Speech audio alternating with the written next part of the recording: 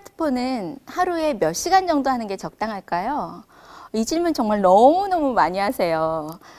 심지어 또 이렇게도 물어보세요. 우리 아이 2시간 하는데 중독인가요? 우리 아이 1시간 하는데 괜찮은 거죠?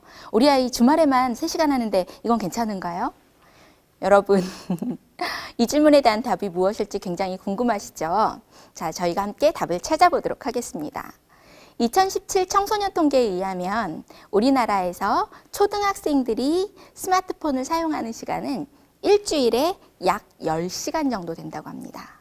그러니까 하루에 1시간 정도 하고 주말에 조금 더 하는 것 같아요. 그 다음에 중학생, 고등학생이 되면요. 주당 14시간, 14점 몇 이렇게 나오는데 그러면 하루에 한 2시간 정도 사용하는 거예요. 좀 늘어나죠. 공부가 많아서 많이 못할 것 같은데 스마트폰 사용 시간은 오히려 더 늘어나요. 대학생들은 얼마나 할까요?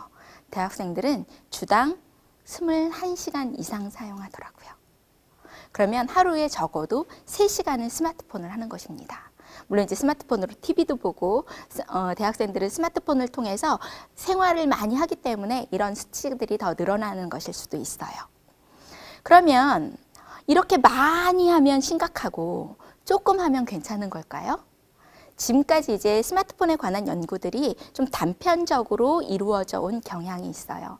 아이들에게 왜 사용하는지, 또 지금 몇 시간씩 사용하고 있는지 이렇게 지금의 현상을 분석한 연구들이 주로였는데 작년 2월에 아주 의미 있는 결과가 하나 발표되었어요. 이건 건국대, 아주대, 강원대, 서울대병원, 중앙대병원 이렇게 5개의 기관이 합작해서 2,000명의 청소년을 2년간 추적해서 연구한 것입니다.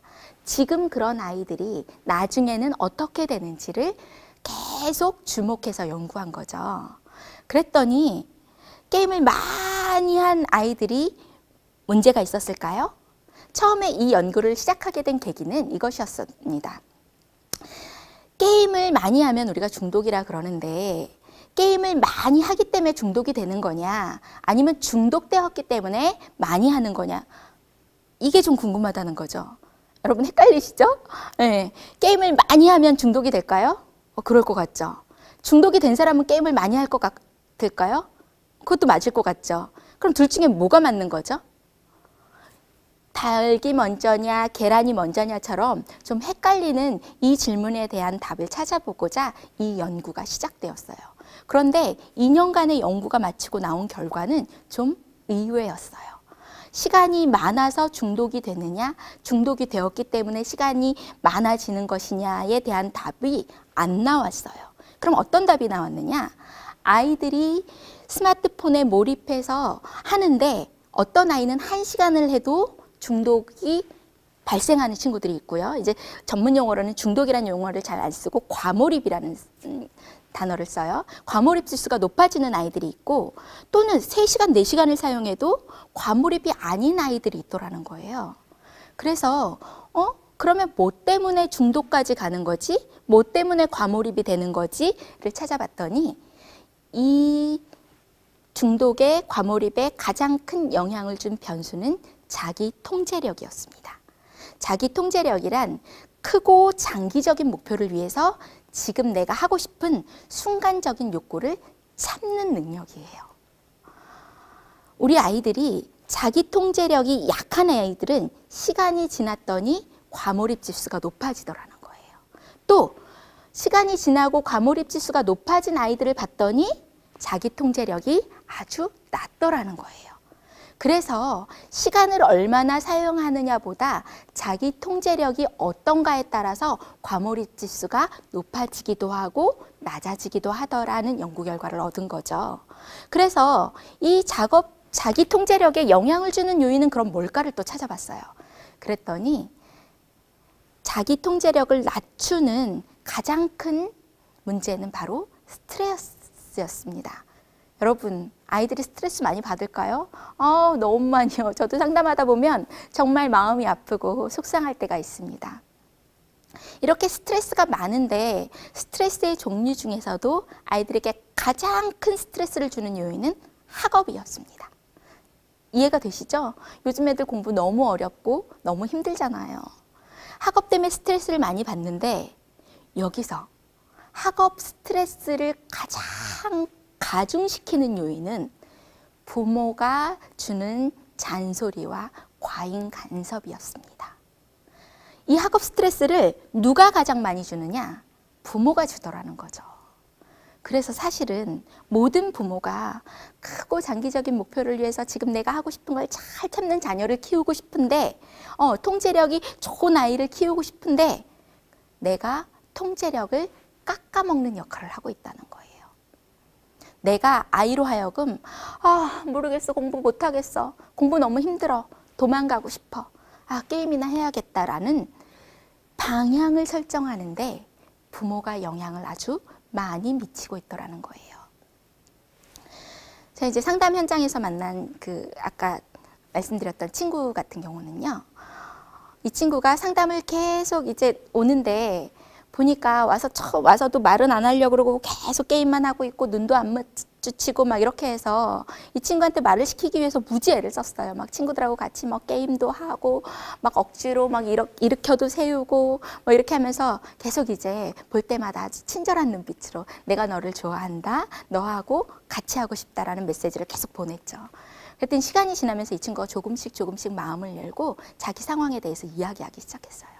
그런데 자기는 집에 가면 말할 사람이 아무도 없대요.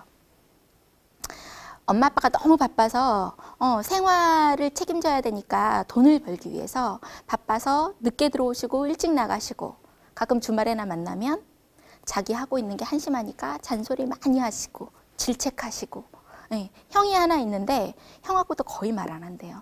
형은 형 나름대로 게임하고 형 나름대로 다른 활동하느라고 동생에게 관심을 주지 않았어요. 이 친구는 굉장히 외롭고 힘들었다고 이야기하더라고요. 한 번은 이 친구가 새벽에 4시까지 게임을 막 하고 있었대요. 근데 이제 아버지가 밤에 이렇게 자다 일어나가지고 화장실을 가는데 아들 방에서 불빛이 새어나오는 거죠. 이게 뭐야? 이렇게 문을 딱 열었는데 들켰어요. 아버지가 너무너무 화가 나셨어요. 평소에도 하지 마, 적당히 얘기했는데 설마 새벽 4시까지 할 거라고는 생각을 못 하셨던 거죠. 불같이 화가 나셔서 이 친구의 표현에 따르면 테니스 라켓을 들고 정말 무자비하게 때리셨대요. 자기가 태어나서 그렇게 맞아본 건 처음이었던 것 같아요. 얼마나 많이 맞았는지 이틀을 학교를 못 갔대요. 몸에 막 멍이 들고 이래가지고 아버지가 가지 말라 그랬대요. 아버지도 답답하셨겠죠. 근데 예, 굉장히 마음이 아프고 참 속상한 이야기였어요. 그래서 제가 다시 물어봤어요. 아버지가 그렇게 무섭게 해서 정말 하지 말아야겠다고 생각했니? 네. 그래서 그럼 이제 좀 시간이 줄어들고 있니? 그렇게 새벽에는 안 하려고 하니? 아니요. 어떻게 하면 아버지를 속이고 할까를 자꾸 생각하게 된대요. 안 하는 게 아니라 어떻게 하면 안 보이게 할까? 어떻게 하면 속일 수 있을까? 계속 고민하게 된다는 거죠. 여러분, 이 친구와 상담하면서 제가 좀 놀랐던 사실이 있는데요. 친해지고 나니까 이 친구가 말을 너무너무 잘해요. 얼마나 잘하는지 집단 상담인데 혼자 말을 너무 많이 하려고 해서 좀 방해가 된다고 느낄 정도로요. 친밀감을 표현하는데 정말 너무 이쁘고 너무너무 사랑스럽게 잘 하더라고요. 스마트폰 몰입 지수가, 과몰입 지수가 높아지는 아이들을 대상으로 조사를 해봤어요. 스마트폰 말고 심심할 때 평소에 할 일이 있니?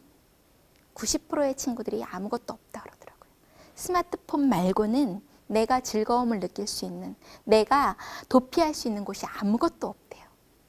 우리 아이들이 스마트폰을 몇 시간 하는지, 왜 이렇게 오래 하는지에 우리가 관심을 기울일 게 아니라 아이들이 무엇을 하게 해야 될지, 어디서 즐거움을 느낄 수 있을지를 신경 써야 합니다.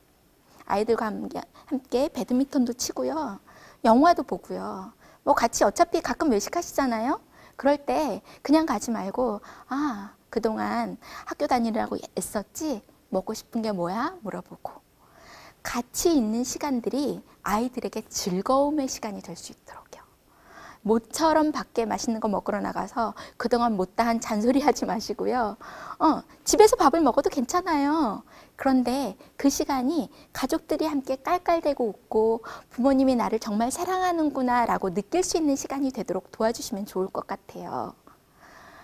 어떤 부모님들은 그러시죠. 저희는 그런 여유 없는데요. 또는 저희는 아이가 중고생인데 한창 공부해야 될 때 언제 애 데리고 배드민턴 치고 영화하고 아이 시간이 없어요. 아이 시간이 아까워서 그런 거 안 돼요 라고 말씀하실지도 몰라요. 여러분, 문자도 있고요. 선물도 있고요.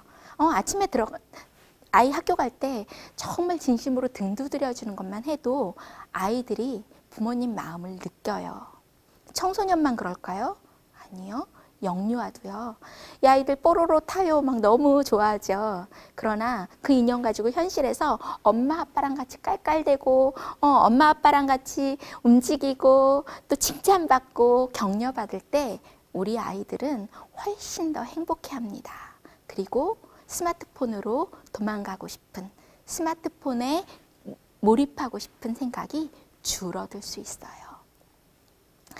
초등학교에서 상담 교사로 일하면서 아이들이 이제 자기 생각을 이렇게 논리적으로 표현을 잘 못해요. 그래서 제가 이런 질문을 참 자주 했어요. 너희 엄마는, 너희 아빠는 너무너무 사랑이 많고 인자하시면 10점.